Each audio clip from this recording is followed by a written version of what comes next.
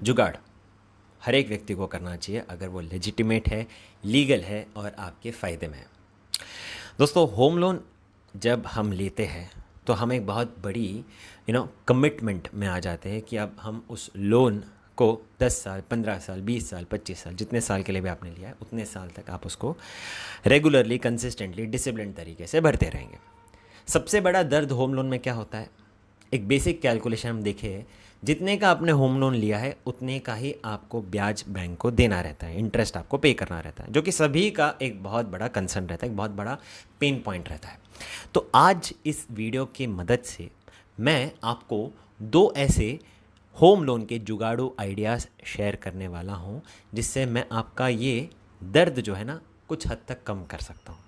पहले वाले जुगाड़ू आइडिया में मैं आपसे शेयर करने वाला हूँ एक ऐसी टेक्निक जिसकी मदद से आप जो बैंक को पैसा देने वाले हैं, राइट, जो भी मुद्दल और जो इंटरेस्ट बैंक को जाएगा, अभी जैसे कि अगर मैं एक उदाहरण लूँ, 50 लाख रुपए का अगर आपका होम लोन है तो 50 लाख पे 50 लाख रुपए का ब्याज गया, मतलब 1 करोड़ रुपए आपके जेब से गया, तो ऑलमोस्ट वो 1 करोड़ रुपए आप कैसे रिकवर कर सकते हैं मैं आपको शेयर करने वाला हूँ इन technique number 1 and in technique number 2 which is a जुगाड़ू आइडिया नंबर 2। यहाँ पर आप एक छोटी सी चेंज अपने होम लोन अकाउंट में करने के बाद देखेंगे एटलीस्ट इतनी सेविंग्स जिसकी मदद से आप आज के दाम पर एक टाटा नेक्सॉन पेट्रोल ऑटोमेटिक, वो भी ड्यूल टोन वाली, खरीद पाएंगे, राइट। तो मेरे साथ इस आइडियाज़ को समझने के लिए जुड़े रहिएगा अंत तक, राइट। और अगर आप हमारे चैनल में पहली बार आए तो फिर सब्सक्राइब करना बिल्कुल भूलिएगा नहीं। और अगर आपको अंत में काम पसंद आया है, जो भी आइडियाज़ मैं शेयर कर रहा हूँ वैल्यूबल लगा है, तो फिर शेयर भी करना भूलिएगा नहीं। मेरा नाम है धीरज, शुरू करते हैं आज का वीडियो। सो दोस्तों, जो मैं टेक्निक्स आज आपको शेयर करने वाला हूँ, इन टेक्निकों को इम्प्लीमेंट करना ज़रूरी है। सो इसी इरादे से देखिएगा कि आप इसको आगे चलकर इम्प्लीमेंट करेंगे, तब भी जाके आपका फ़ायदा होगा। सो चलिए बढ़ते हैं हम हमारे पहले टेक्निक की ओर। यहाँ पर कुछ एजम्पशन आपको समझना है। लोन की जो टेन्योर है हमने कंसिडर की है 25 साल की, इंटरेस्ट रेट कंसिडर किया है 6.75 का, लोन की रकम है 50 लाख रुपए की, और जो ईएमआई पे करने के लिए आएगा वो है 34,545, राइट। अब 25 साल के लिए हर महीने 34,545 हम भरते हैं तो बैंक को इंटरेस्ट जाएगा मोटा मोटा 53,63,000 रुपीज़ का, और मुद्दल तो पे करना है 50 लाख रुपए का, मतलब 1,03,63,000 रुपीज़ हमने बैंक को पे किया। ये हुआ नॉर्मल कैलकुलेशन। अब इसमें क्या जुगाड़ू आइडिया हम इम्प्लीमेंट कर सकते हैं जिससे हम ये पूरा का पूरा पैसा रिकवर कर सकते हैं? ध्यान से सुनिए। आपको क्या करना है मालूम है? आपको सिंपली अपने ईएमआई अमाउंट का 20%, मतलब हमारे एग्जाम्पल के हिसाब से हम देखिए 34,545 का 20% कुछ होता है अप्रॉक्सीमेटली 7,000 रुपीज़, 6,900 होता है, मैं राउंड ऑफ कर रहा हूँ उसको 7,000 पे। 7,000 रुपीज़ हमें हर महीने बचाना है डाइवर्सिफाइड इक्विटी म्यूचुअल फंड में, जहाँ पर हम रिटर्न एस्टिमेशन रख रहे हैं 12% की। 25 साल के लिए अगर हम हर महीने 20% ईएमआई का बचाते हैं ना, तो हम बना लेंगे 1,19,00,000 रुपए।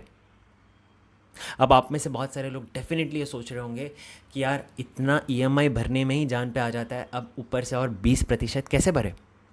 अब यहाँ पर देखिए, मैं आपको एक आपकी एक माइंडसेट इस तरीके से तैयार करके देना चाहता हूँ कि आप समझिए 6.75 का जो अभी आप होम लोन इंटरेस्ट रेट पे आगे बढ़ने वाले हैं, वो आने वाले वक्त में बढ़ भी सकता है, बिकॉज जैसे ही रिपो रेट बढ़ती है तो आपकी इंटरेस्ट रेट भी बढ़ जाएगी, और मान के चलते अगर वो 9% हो गया ना, तो यही 34,000 का ईएमआई बढ़कर हो जाएगा 42,000, 42,000 रुपीज़। मतलब आपको ऊपर का 7,000 रुपये देना ही पड़ेगा। अब जो आपने घर पसंद किया है, जिस पे होम लोन ऑलरेडी अभी चालू कर दिया, आप थोड़ी इंटरेस्ट रेट बढ़ने पे फिर बैकआउट करेंगे, आप फिर कैसे भी हाथ पैर मारेंगे और एक्स्ट्रा जो ईएमआई आ रहा है वो भरेंगे, इजेंट इट?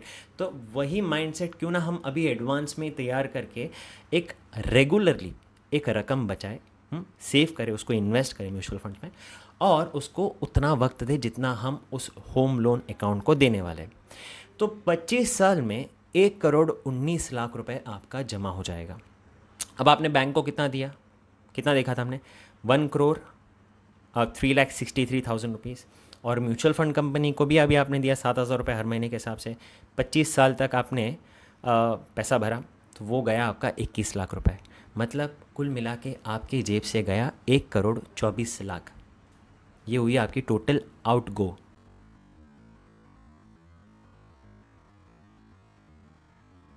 और आपने कितना पैसा बनाया? 1,19,00,000। मतलब बचाया और उसको बढ़ाया, 12% से बढ़कर वो बन गया 1,19,00,000। मतलब गाइस, आपका नेट कॉस्ट कितना हुआ? Yes, that's all, 5 lakh rupees.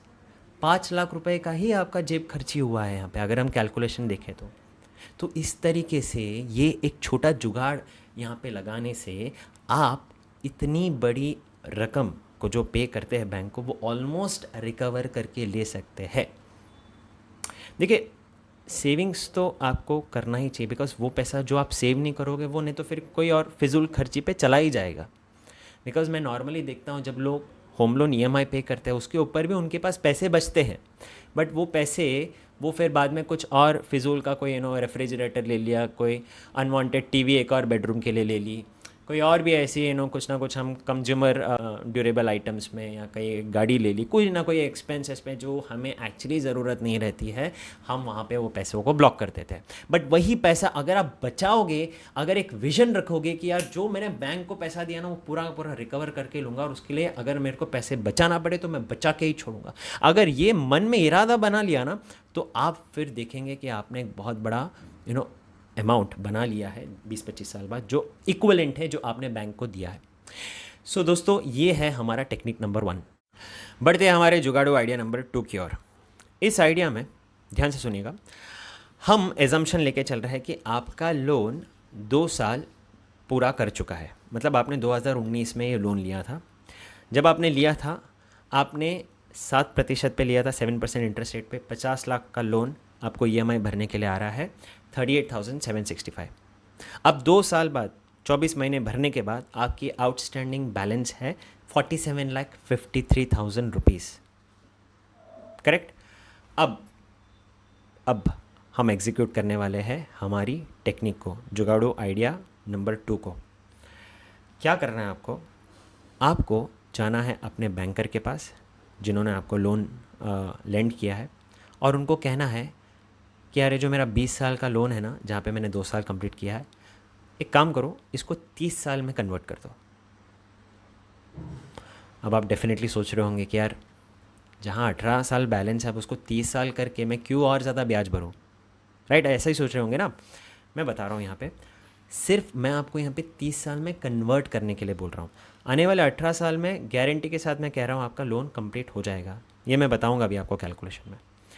अब जो आप स्क्रीन में देखेंगे, 30 साल का अभी आपने लोन कन्वर्ट कर दिया, 6.75% का अभी आपका इंटरेस्ट रेट है। 7% का था पहले, अभी आपने स्विच किया, ऐसा एज्यूम कर रहा हूँ मैं। आपका 6.75 का अब होम लोन रेट हो गया है।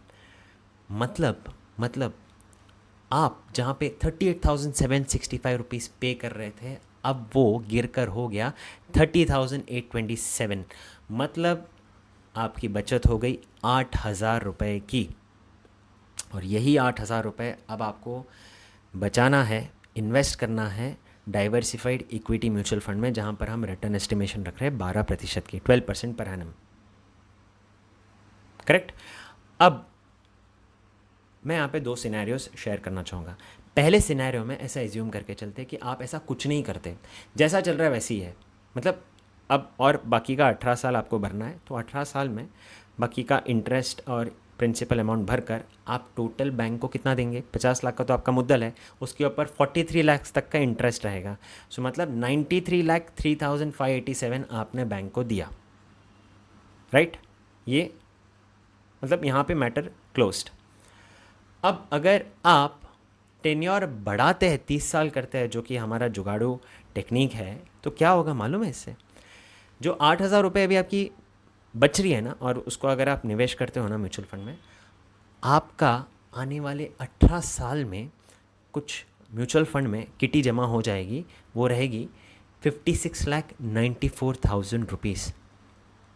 और इसी 56,94,000 की मदद से आप 18th ईयर पे जो आउटस्टैंडिंग बैलेंस रहेगा ना इस लोन का, वो रहेगा कुछ 30,37,000 रुपीज़, उसको पे कर देंगे।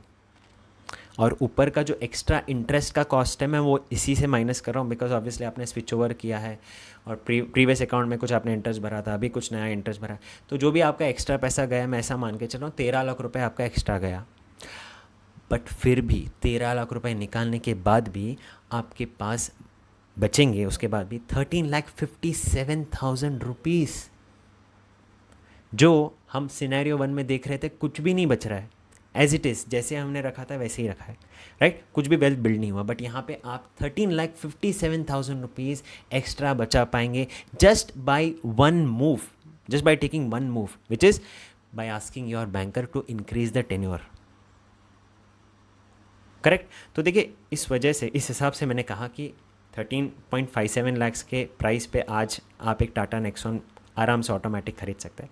हालांकि ये आप अभी नहीं पैसा बनाएंगे, आप आने वाले 18 साल में बनाएंगे, उस टाइम तक टाटा नेक्सॉन रहेगी भी या नहीं मुझे मालूम नहीं, but then just to like give you a sense of savings, a sense of wealth that you have created will give you obviously a peace of mind कि यार लोन भी क्लियर हो गया और मेरे पास हाथ में 13.5 से 14 लाख रुपए आ भी गए। तो ये है हमारा जुगाड़ू टेक्निक नंबर 2। देखिए दोस्तों, कुछ पाने के लिए तो कुछ खोना पड़ेगा, और यहाँ पर मैं आपको कह रहा हूँ कि कुछ एक्स्ट्रा बचत करने से हमारे टेक्निक नंबर 1 में और कुछ एक डिसीजन लेने पे, मतलब आपके टेन्योर को चेंज कराने पे आप बचा पाओगे ढेर सारा पैसा। देखिए यहाँ पर मैं आपको एक ही चीज़ कहना चाहता हूँ, ये टेक्निक आप तभी फॉलो कीजिएगा अगर आप कंसिस्टेंटली इन्वेस्ट कर पाएंगे। तो डिसिप्लिन तरीके से कंसिस्टेंटली, जैसे आप ईएमआई पे करने वाले हैं ना, वैसे ही आप एसआईपी की भी किस्तें हर महीने अगर भर सकते हैं तभी आप आगे बढ़िएगा, नहीं तो फिर जैसे चल रहा है वैसे ही चलने दीजिएगा। बिकॉज देखिए मैं यहाँ पर ये सारे टेक्निक्स आपको आज शेयर कर रहा हूँ ऑन अ प्रूवन बेसिस, ये सब प्रूफ करके, मतलब ये हमने इम्प्लीमेंट किया है हमारे क्लाइंट्स के केसेस में, और तब जाके आज मैं आपसे ये शेयर कर रहा हूँ, और लोगों ने बनाया पैसा। 100 का सेंसेक्स यार आज 60,000 में पहुँच गया, हर 5 साल में डबल हो रहा है सेंसेक्स। तो अगर मैं आने वाले 10-15 साल 20 साल में 12% का भी अगर रिटर्न एस्टिमेशन रखूँ ना, तो आप डेफिनेटली इतना पैसा तो बनाओगे फॉर श्योर। बट एक लेमैन कैलकुलेशन, बहुत ही ट्रेडिशनल कैलकुलेशन हमारी क्या होती है, कम से कम टेन्योर रखो, ईएमआई ज़्यादा रखो, इंटरेस्ट में पैसे बचाओ। नहीं, ऐसा मत करो, ईएमआई कम रखो, पैसा ज़्यादा हो सके तो उसको निवेश करो सही एसेट्स में जहाँ पे ग्रोथ आपको मिल सके। करेक्ट। तो ही आप जाके लोन भी क्लोज कर पाएंगे टाइम पे और कुछ ज़्यादा पैसा, एक्स्ट्रा पैसा बना भी पाओगे। बहुत बहुत धन्यवाद इस वीडियो को देखने के लिए। जैसे कि मैंने कहा, अगर आपको यूज़फुल लगा हो तो फिर शेयर ज़रूर कीजिएगा, और कमेंट में भी मुझे बताइएगा कौन सा टेक्निक आपको सबसे ज़बरदस्त लगा। इसी के साथ मुझे आज्ञा दीजिए। This is Dheeraj from Dheeraj Hegde channel, signing out. Thank you so much.